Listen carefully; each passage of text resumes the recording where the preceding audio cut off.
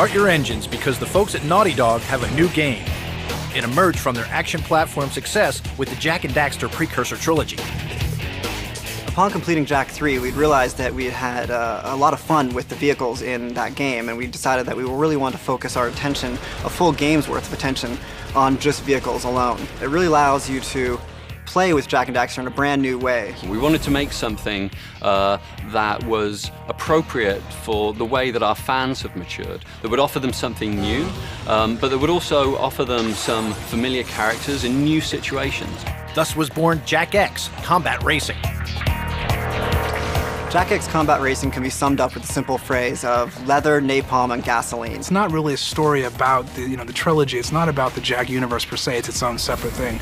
And so we started developing a story just around the idea of racing itself. At Naughty Dog, we love story and we love telling it. And we also love gameplay, of course. That's our bread and butter. So we've gone to great lengths to make sure that the story and the game fit together. I finally get to meet the great racer, Jak. And? And what? Our intrepid heroes are drawn into a web of deceit and destruction that will have you on the edge of your car seat. The storyline of the game centers around Jak and Daxter attending the reading of the will of Crew, their old nemesis from Jak 2. Hello, nearly friends, mostly enemies. And then they discover that from beyond the grave he has poisoned them, and that he will only give them the antidote if they compete in this racing competition on his behalf. My advice is trust no one. Win the race and save yourselves. It's all the action excitement you want, but at the same time you have sort of this overlaying and underlying motivation, this emotional connection to different characters, and finding out why you're doing what you're doing and what's going to happen in the end. As you race and fight, you'll have your pick from a fleet of vehicles that you can customize. We have over 12 vehicles that you'll be able to play throughout the course of the game, and we also have some secret vehicles available for unlocking. For each and every one of these cars, we designed somewhere between like 3 and 5 whole different sets of body parts for them. And they're all interchangeable. Put on some special spoilers, switch out the wheels, and before you know it, you have a car which is absolutely unique to you. Your whirlwind adventure will take you on a journey to vast, faraway worlds. You're talking about big terrain, big jumps, huge open vistas, and things that you've just never seen before in a racing game. We have 31 different venues, and they all connect together, so we have a lot of different combinations for all the tracks. We're always loading the next level of the game just ahead of the player, and this allows us to have an incredible variety of graphics. It's a big, wide world of choice and opportunity. Just pick a mode, and off you go. The adventure mode is, of course, where we tell most of the story. And then as you play through the events of the adventure mode, we drop extra little nuggets of story on the player as the events unfold. Jak X Combat Racing has so many different types of racing. You have circuit racing, you have deathmatch, which deathmatch is basically you get out there and you're going head-to-head with everybody else. You've got the actual death races, which you're on the same courses that you've been playing for clock and for speed. Now you're going out there trying to kill as many vehicles as you can and as quickly as you can. There are artifact races where you're trying to collect as many things as you possibly can. Again, you can do that with team or with not team. Lots of different arenas, lots of different tracks. There's just a lot of different modes. So we've put together a dozen different events across 31 different venues. So the combinatorial matrix of event and venue types is huge. You can play this game for years. In this realm of mayhem, it pays to ensure your health. You better load up on weapons and check your 6. A wise man once said, be watchful of those in front of you, but beware of those behind. What wise man said that? I did! The weapon system is based around 2 different weapon slots. You've got one on either side of the screen. One's for forward-facing weapons, and the other one is for rear weapons, and also for special weapons. We have a lot of different weapons. If you use them well, you can upgrade them, so they're getting better and better. And there's a lot of sort of rock, paper, scissors, countermeasures, and attacks and strategies while you're on the track. Combat racing is so popular it can't be contained. It's breaking out in a big way around the online world.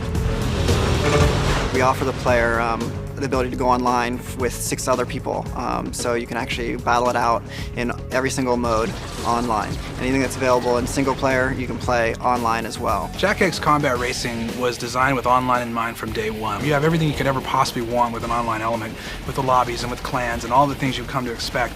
But in addition to that, you have customization of every race. You can do single player, full screen. You can do split screen online with multiple players. It gives you, the player, lots of choices to customize for themselves. And the best part of this experience is having fun. What I love about Jak X the most is just how much fun I have playing it. I can't put the controller down. I just have to get in there and have another race, have another rematch, and just talk a little more smack.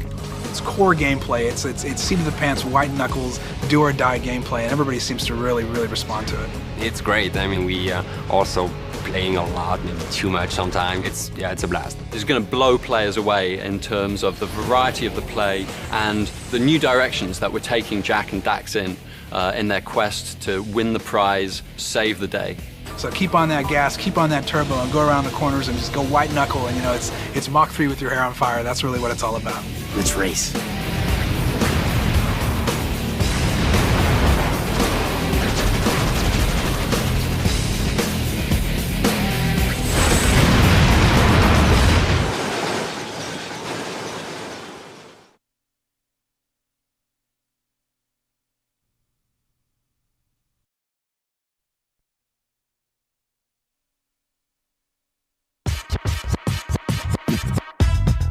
I remember I must have been in 5th grade or something like that. My father and my family were driving to visit a cousin in Trenton, New Jersey, and there were all these freight cars bombed with graffiti. I commented on it. My dad picked up a book called Subway Art he brought home for me. I remember falling in love and being enamored with these full top-to-bottom cars done by Dondi and Scene. Images of Futura, holding himself up, between cars. So that's how I got into it. I fell in love with it. And, graffiti as a medium is, probably one of the most co-opted art, phenomenons of the last, 30 or 40 years. Getting Up is sort of a synthesis of 100% sort of urban culture, like getting the idea of what it is to be a graffiti artist with a fast and fun gameplay style. Yeah, meet the city's new ad agency. Getting Up is really about the birth of an artist. The birth of an artist and the evolution of an artist. You play a kid named Train growing up in the mean streets of New Radius. New Radius is like New York City, set maybe 15 minutes in the future. And this is the city where Train learns his art and his craft. And his art and craft is graffiti. So you, as the character in the game, go through the evolution of what it's like to be a graffiti artist. So you'll start as a toy. You learn how to write your name in creative ways. You learn other types of graffiti, like you go from doing a throw-up on the wall to doing a burner to doing a mural to learning about roll-ups with long roller sticks, to do wheat pastes and start doing posters and stencils and all these things that make you a legend. So Mark was able to, not only get 60 graffiti artists in the game, 6 of them are actual, their likenesses are actually in the title, and we meet them throughout the course of the game. As Train's evolving as a graffiti artist, these legends sort of serve to train him on different skills and techniques that will help him improve his look. Mark Echo lives in New York City, so obviously that was a big part of our influence. We spent a lot of time on research trips going to New York, really studying it, getting a lot of photographs.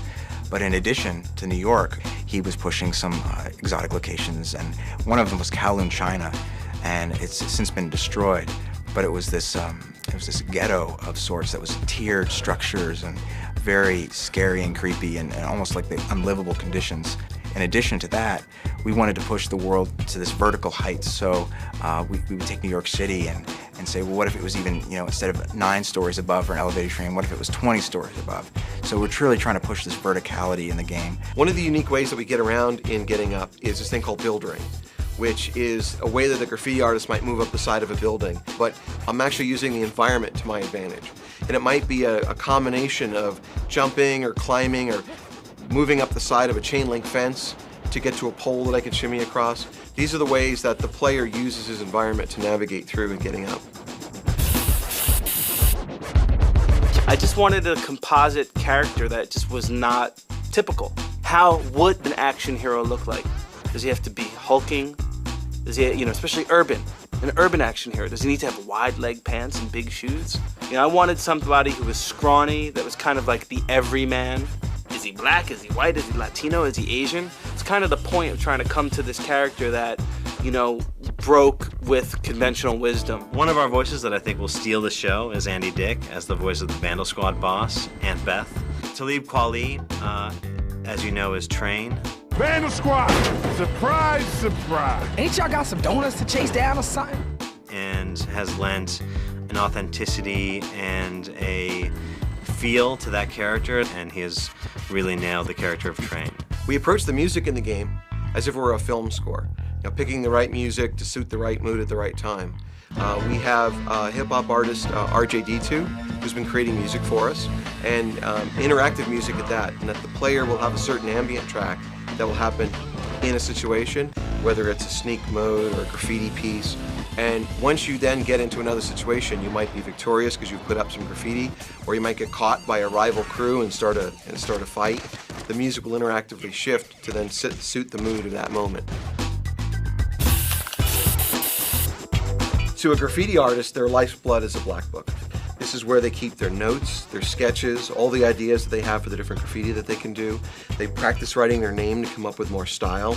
And we have a black book that looks very similar to that in Getting Up. So as the player unlocks new types of graffiti and learns new styles and discipline, they all get collected sort of as this inventory system in the black book. One of the good things about working with Mark Ecko is that he's an outsider. He was able to come in and look at the video game industry and say, there's different ways of doing things. And we specifically worked with him to not be cliche. In fact, that's what we said. If it's cliche, throw it away. I think when people get their hands on this game and start playing it, the thing that's really going to stick out is the vision, the fact that we're creating a world that's, true to Mark's vision, and it's true to a vision of graffiti as an art form in a way that's never been seen before.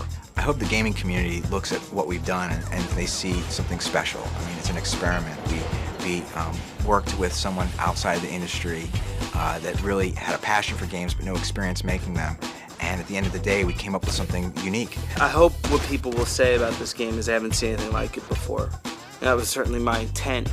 And my hopes in doing that is that hopefully more outsiders, more guys that don't know code, are in fact invited to the dance.